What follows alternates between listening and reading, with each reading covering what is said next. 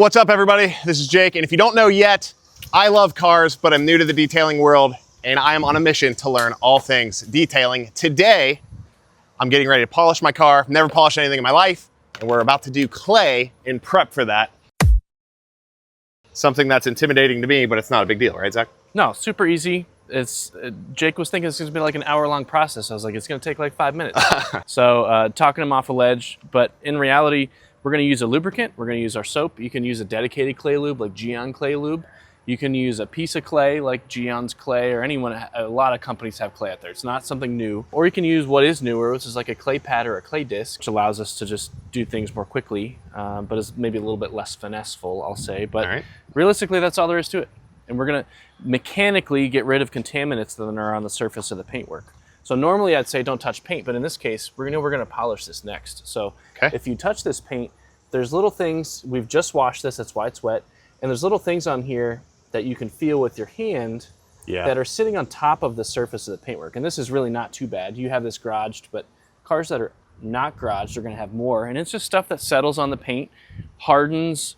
Sometimes it's iron particles. That's why we use an iron remover to dissolve it. But some of the stuff is like just little embedded particles that an iron remover won't remove, but the clay will. So clay is just getting rid of junk on top of the paint before you polish. Exactly. Awesome. Yep, exactly. So we're going to use our pH neutral wash shampoo. I'm going to turn our foam cannon down to make it a little watery. If you didn't have a foam cannon, you can just use like a wash mitt. Like for example, our sponge, this is our soapy water. And I would just drop that on the panel. You can see the soap is there. It's acting as our lubricant. And then just have this around, clay a spot, get more soap, clay it, move on to the next spot. But all we're doing is providing a lubricant to safely remove those contaminants before we polish the car. And you mentioned a clay disc. This is a Sonax clay disc. You can see here, it's like I don't even know what kind of material it is. But it's going to pull out with the texture and its own composition. It pulls out the contaminants out of the clear coat of the paint. Got it. I don't need this to be super soapy. I actually kind of want it to be thin.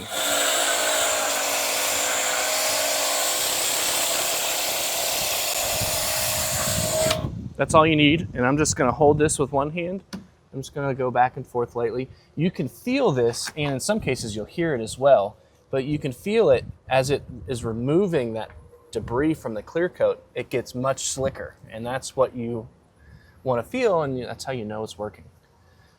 So I'm not applying any downward pressure. I'm just holding on to the clay disc. You're making it look so easy.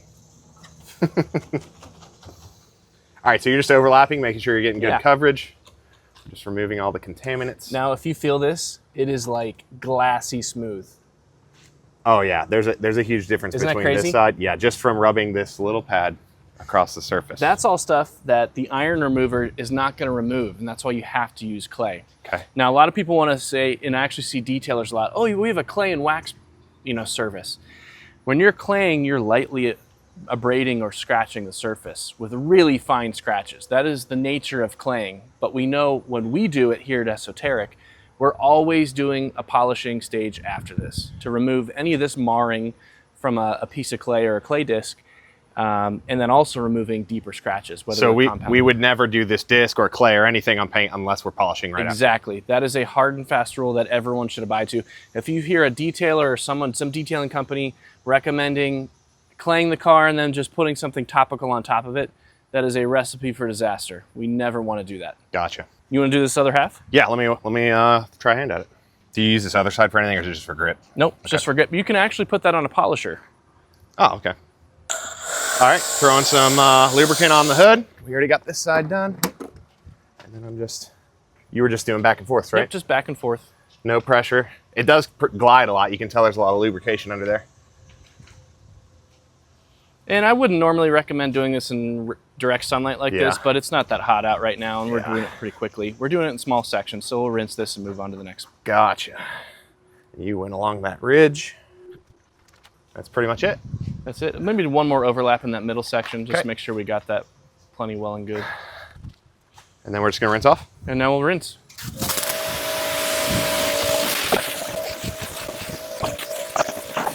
There you have it, guys. If I can do it, so can you. We have everything you need to clay your car at esotericcarcare.com.